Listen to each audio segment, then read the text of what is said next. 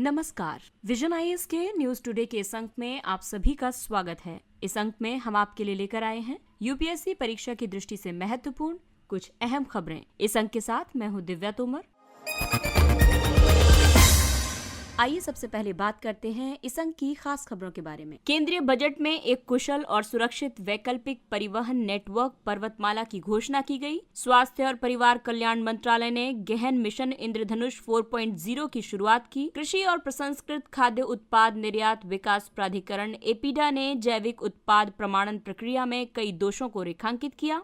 Discoms को कार्य योजना की प्रगति के आधार पर अनुदान देने के लिए सभी राज्य सहमत हुए और राष्ट्रीय आयुर्विज्ञान आयोग ने निजी चिकित्सा संस्थानों में फीस के निर्धारण के संबंध में दिशा निर्देश जारी किए। और आइए अब खबरों पर विस्तार से चर्चा करते हैं।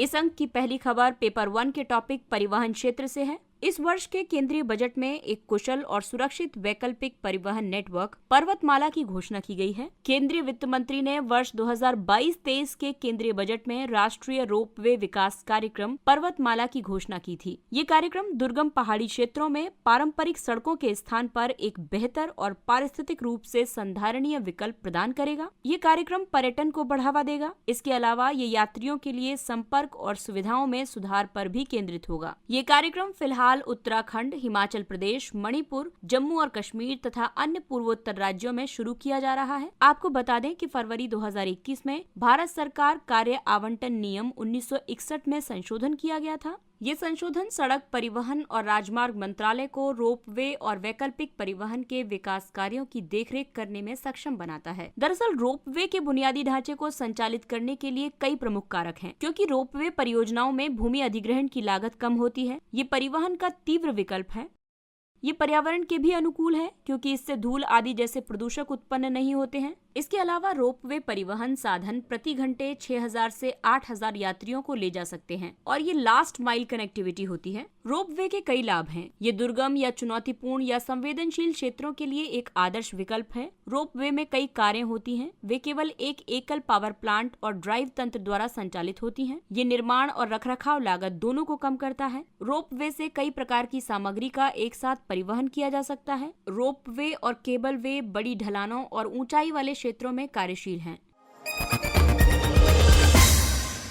अगली खबर स्वास्थ्य क्षेत्र से। स्वास्थ्य और परिवार कल्याण मंत्रालय ने गहन मिशन इंद्रधनुष 4.0 की शुरुआत की। गहन मिशन इंद्रधनुष 4.0 का उद्देश्य शिशुओं और गर्भवती महिलाओं के नियमित टीकाकरण कार्यक्रम में कोविड-19 महामारी से उत्पन्न बाधा को समाप्त करना है। साथ ही सार्वभौमिक टीकाकरण की दिशा में स्थायी लाभ प्राप्त करने में योगदान देना है। इस अभियान के 3 दौर होंगे। इसे 33 राज्यों और केंद्र शासित प्रदेशों के 416 जिलों में संचालित किया जाएगा। पिछले 3 दौरों के विपरीत इंटेंस्ड मिशन इंद्रधनुष 4.0 सप्ताह के 7 दिन आयोजित किया जाएगा। इसमें नियमित टीकाकरण दिवस, रविवार और सार्वजनिक अवकाश भी शामिल हैं। मिशन इंद्रधनुष वर्ष 2014 में शुरू किया गया था। इसका उद्देश्य 2 वर्ष तक के बच्चों और गर्भवती महिलाओं के लिए पूर्ण टीकाकरण सुनिश्चित करना था। टीकाकरण के लिए उपलब्ध सभी टीके सार्वभौमिक टीकाकरण कार्यक्रम के अंतर्गत दिए जाते हैं। इसका लक्ष्य देश के सभी जिलों में 90% पूर्ण टीकाकरण कवरेज प्राप्त करना है। मिशन इंद्रधनुष के तहत सार्वभौमिक टीकाकरण कार्यक्रम के अंतर्गत सभी टीके राष्ट्रीय टीकाकरण अनुसूची के अनुरूप प्रदान किए जाते हैं।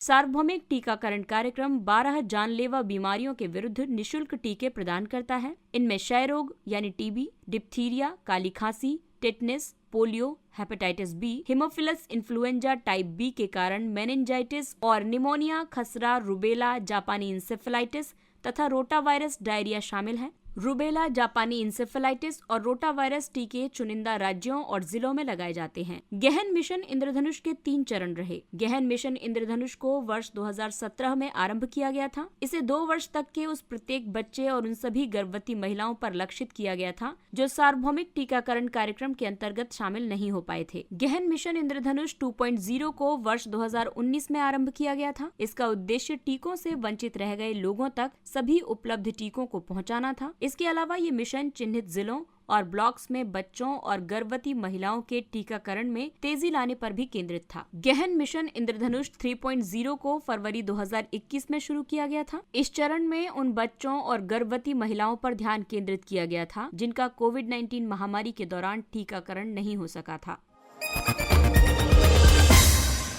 अगली खबर कृषि एवं प्रसंस्करण से। कृषि और प्रसंस्कृत खाद्य उत्पाद निर्यात विकास प्राधिकरण ने जैविक उत्पाद प्रमाणन प्रक्रिया में कई दोषों को रेखांकित किया।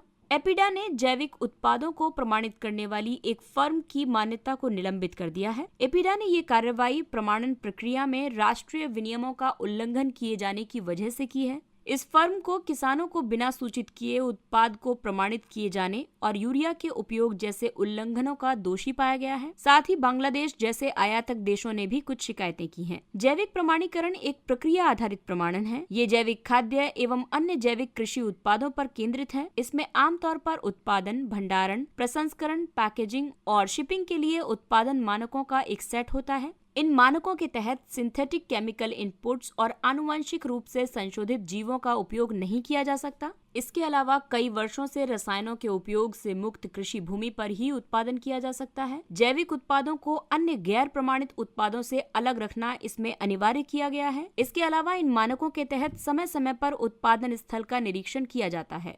भारत में जैविक उत्पाद प्रमाणीकरण की 2 योजनाएं संचालित की गई हैं। पहली योजना है निर्यात के लिए राष्ट्रीय जैविक उत्पादन कार्यक्रम। इसके तहत कोई तीसरा पक्ष प्रमाणन करता है। इसमें एक मान्यता प्राप्त जैविक प्रमाणन एजेंसी कृषि उत्पादों या प्रसंस्कृत कृषि उत्पादों को प्रमाणित करती है। ये प्रमाणन राष्ट्रीय या अंतर्राष्ट्रीय मानकों के अनुसार किया जाता है। प्रमाणन में एपिडा द्वारा सहायता प्रदान की जाती है। सहभागिता गारंटी योजना के तहत उत्पादक एक दूसरे की उत्पादन पद्धतियों का सत्यापन करते हैं। इस योजना को कृषि मंत्रालय के राष्ट्रीय जैविक कृषि केंद्र से सहायता मिलती है।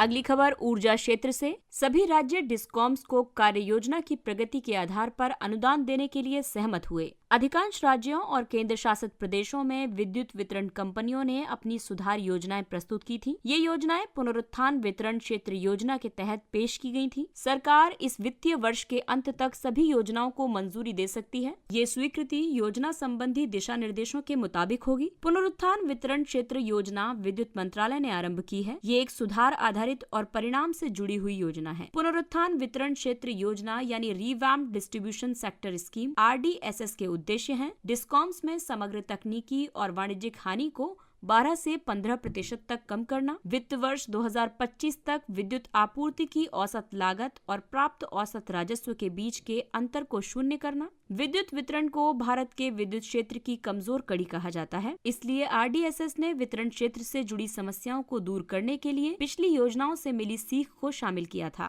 पिछली योजनाओं में कई समस्याएं थीं, जैसे कि प्रोत्साहन या दंडात्मक कार्रवाई बाद के मामले बना दिए गए थे, जबकि RDSS में इन समस्याओं को दूर करने के लिए डिस्कॉम्स को भविष्य में अनुदान प्राप्त करने से पहले प्रतिवर्ष अपने प्रदर्शन पर लेखा परीक्षण के आंकड़े प्रस्तुत करने होंगे। दूसरी समस्या थी प्रशुल्कों में अपर्याप्त संशोधन और डिस्कॉम्स को भुगतान की जाने वाली बड़ी बकाया राशि। इस समस्या को दूर करने के लिए RDSS के तहत प्रशुल्क का समय समय पर संशोधन और राज्य सरकारों द्वारा सब्सिडी और बकाया राशि का भुगतान RDSS के तहत पूर्व योग्यता शर्तें हैं। वहीं बिलिंग और वसूली प्रक्रिया का दोषपूर्ण होना पहले की समस्याएं थी। इसे दूर करने के लिए प्रीपेड स्मार्ट मीटरिंग की व्यवस्था की गई है। इस योजना से जुड़ी एक अन्य खबर है। विद्युत मंत्री ने RDSS के तहत एक हैकाथॉन प्रतियोगिता पावरथॉन 2022 शुरू की है। ये प्रतियोगिता विद्युत वितरण में जटिल समस्याओं को हल करने में सहायता करेगी। साथ ही गुणवत्तापूर्ण और विश्वसनीय विद्युत आपूर्ति सुनिश्चित करने के लिए प्रौद्योगिकी संचालित समाधान खोजने में भी मदद करेगी। अगली खबर चिकित्सा क्षेत्र से। राष्ट्रीय आयुर्विज्ञान आयोग ने निजी चिकित्सा संस्थानों में फीस निर्धारण के संबंध में दिशा निर्देश जारी किए। इन दिशा निर्देशों के मुताबिक निजी चिकित्सा संस्थानों और डीम्ड विश्वविद्यालयों में 50% सीटों की फीस संबंधित राज्य या केंद्र शासित प्रदेश के सरकारी मेडिकल कॉलेजों की फीस के बराबर होगी। इस शुल्क संरचना का लाभ पहले उन उम्मीदवारों को मिलेगा जिन्होंने सरकारी कोटे की सीटों का लाभ उठाया है। ये सीटें निजी मेडिकल कॉलेज या डीम्ड विश्वविद्यालयों की स्वीकृत स्वीकृत सीटों के 50% तक सीमित होंगी। हालांकि यदि सरकारी कोटे की सीटें कुल स्वीकृत सीटों के 50% से कम हैं, तो ये लाभ शेष उम्मीदवारों को उनकी योग्यता के आधार पर दे दिया जाएगा। राष्ट्रीय आयुर्विज्ञान आयोग अधिनियम 2019 की धारा 10(1)(i) के अनुसार एनएमसी निजी चिकित्सा संस्थानों और डीम्ड विश्वविद्यालयों में 50% सीटों के लिए फीस और अन्य सभी शुल्कों के निर्धारण के लिए जिम्मेदार निकाय है। निजी चिकित्सा संस्थानों और डीम्ड विश्वविद्यालयों की फीस बहुत अधिक होती है, इसलिए इन दिशा निर्देशों का उद्देश्य वित्तीय बाधाओं से पीड़ित मेधावी और योग्य छात्रों को लाभान्वित करना है। राष्ट्रीय आयुर्विज्ञान आयोग की स्थापना एनएमसी अधिनियम 2019 द्वारा की गई है। इसने भारतीय चिकित्सा परिषद अधिनियम 1956 का स्थान लिया है। राष्ट्रीय आयुर्विज्ञान आयोग का उद्देश्य चिकित्सा शिक्षा, चिकित्सा पेशे और चिकित्सा संस्थानों से संबंधित सभी पहलुओं का विकास एवं विनियमन तथा उनमें सुधार करना है। आइए अब बात करते हैं कुछ अन्य महत्वपूर्ण सुर्खियों की। केंद्रीय मीडिया प्रत्यायन दिशा निर्देश 2022। सरकार ने केंद्रीय मीडिया प्रत्यायन दिशा निर्देश 2022 की घोषणा की है। इन दिशा निर्देशों के अंतर्गत मान्यता प्राप्त मीडिया कर्मियों को भारत सरकार द्वारा मान्यता प्राप्त शब्दों का उपयोग करने से प्रतिबंधित कर दिया गया है। ये प्रतिबंध सार्वजनिक या social media profile, visiting card, letterhead या किसी अन्य फॉर्म या किसी भी प्रकाशित रचना पर लागू होंगे। इन दिशा निर्देशों के तहत यदि कोई पत्रकार देश की सुरक्षा, संप्रभुता और अखंडता या विदेशों के साथ मैत्रीपूर्ण संबंधों तथा लोक व्यवस्था के विरुद्ध प्रतिकूल तरीके से कार्य करता है या फिर किसी गंभीर संज्ञेय अपराध का दोषी है, तो उसकी मान्यता वापस ले ली जाएगी या फिर निलंबित कर दी जाएगी। विदेशी समाचार मीडिया संगठनों के लिए कार्य करने वाले स्वतंत्र पत्रकारों को किसी भी प्रकार की मान्यता नहीं दी जाएगी। अगली खबर है प्रारूप राष्ट्रीय वायु खेल नीति 2022। देश में एयर स्पोर्ट्स अर्थात वायु खेलों को बढ़ावा देने के लिए सरकार ने NASP 2022 का प्रारूप तैयार किया है। इस नीति की मुख्य विशेषताओं की बात करें तो इसका विजन वर्ष 2030 तक भारत को शीर्ष वायु खेल देशों में से एक बनाना है। इस मिशन का उद्देश्य भारत में एक सुरक्षित, किफायती, सुलभ, सुखद और टिकाऊ वायु खेल पारितंत्र प्रदान करना है। इस नीति में air racing, aerobatics, aero modelling, hang gliding, paragliding, para motoring, vintage aircraft, ballooning, drone और स्काई डाइविंग जैसे हवाई खेल शामिल हैं। Air sports federation of India को इस नीति के सर्वोच्च शासी निकाय के रूप में स्थापित किया गया है। अगली खबर है प्रारूप अंतर्राष्ट्रीय वित्तीय सेवा केंद्र प्राधिकरण यानी IFSCA निधि प्रबंधन विनियमन 2022। IFSCA ने प्रारूप पर जनता से टिप्पणियां आमंत्रित की हैं। इन प्रस्तावित विनियमों की मुख्य विशेषताओं की बात करें तो इसके तहत विभिन्न गतिविधियों के लिए एकल पंजीकरण की सुविधा दी गई है। उद्यम पूंजी योजनाएं या फिर गैर खुदरा योजनाएं IFSCA में प्रस्तुत करने के तुरंत बाद निवेशकों द्वारा सदस्यता के लिए खोली जा सकती हैं। निवेशकों की बढ़ती संख्या से अपेक्षा है कि निधि प्रबंधक पर्यावरण, सामाजिक अभिशासन के मुद्दों को उनकी निवेश रणनीतियों का अभिन्न अंग बना लेंगे। इन विनियमों के तहत निजी बाजारों में खुदरा भागीदारी को सुविधाजनक बनाना शामिल है। IFSCA की स्थापना IFSCA अधिनियम 2019 के तहत की गई थी। ये भारत में IFSC में वित्तीय उत्पादों, वित्तीय सेवाओं और वित्तीय संस्थानों के विकास एवं विनियमन के लिए एकीकृत प्राधिकरण है। Fintech open summit. NITI Aayog ने फोन पे और अन्य के सहयोग से फिनटेक ओपन वर्चुअल समिट का आयोजन किया। ये आयोजन फिनटेक उद्योग के महत्व को प्रदर्शित करने के लिए किया गया है। ये अपनी तरह की पहली पहल है। ये पहल विनियामकों, फिनटेक पेशेवरों और इस तकनीक के उत्साही व्यक्तियों, उद्योग जगत की अग्रणी हस्तियों, स्टार्टअप समुदाय और डेवलपर्स को एक साथ लाएगी। साथ ही ये मंच आपसी सहयोग, विचारों और नवाचार के आदान प्रदान में सहायक होगा। इस समिट के 3 मुख्य उद्देश्यों में शामिल है: एक खुले तंत्र को प्रोत्साहित करना, नवाचार और विकास को बढ़ावा देना, वित्तीय समावेशन सुनिश्चित करना और अकाउंट एग्रीगेटर जैसे नए मॉडल का लाभ उठाना। वित्तीय प्रौद्योगिकी या फिनटेक का उपयोग एक नई तकनीक का वर्णन करने के लिए किया जाता है। ये तकनीक वित्तीय सेवाओं के वितरण और उपयोग को बेहतर बनाने और उन्हें स्वचालित करने का प्रयास करती है। ऑपरेशन आहट को मानव तस्करी को रोकने के लिए शुरू किया गया है। इसे रेलवे सुरक्षा बल ने एक राष्ट्रव्यापी अभियान के रूप में आरंभ किया है। इसके तहत सभी लंबी दूरी की ट्रेनों या मार्गों पर विशेष टीमों को तैनात किया जाएगा। ये टीमें पीड़ितों, विशेष रूप से महिलाओं और बच्चों को तस्करों से बचाने पर ध्यान केंद्रित करेंगी। रेलवे पुलिस फोर्स ने वर्ष 2017 से वर्ष 2021 के बीच 2000 से अधिक महिलाओं और बच्चों को तस्करों से बचाया है। आरपीएफ को भारतीय रेलवे के यात्रियों, यात्री परिसरों और रेलवे संपत्ति की सुरक्षा का उत्तरदायित्व सौंपा गया है। ये एक ऐसा एकमात्र केंद्रीय सशस्त्र पुलिस बल है जिसके पास अपराधियों को गिरफ्तार करने, उनकी जांच करने और उन पर मुकदमा चलाने की शक्ति है। ये बल रेल मंत्रालय के अधीन कार्य करता है। सोवा रिगपा पहली बार National Commission for Indian System of Medicine राष्ट्रीय पात्रता सह परीक्षा के माध्यम से bachelor of Sowa Rigpa medicine and surgery की प्रवेश परीक्षा आयोजित की जाएगी। सोवा रिगपा को सामान्य तौर पर आमची चिकित्सा पद्धति के रूप में जाना जाता है। ये विश्व की प्राचीनतम, जीवंत और बेहतर रूप से दस्तावेजीकृत चिकित्सा परंपराओं में से एक है। ये तिब्बत, मंगोलिया, भूटान, चीन के कुछ हिस्सों, नेपाल, भारत के हिमालयी क्षेत्रों आदि में लोकप्रिय रूप से प्रचलित है।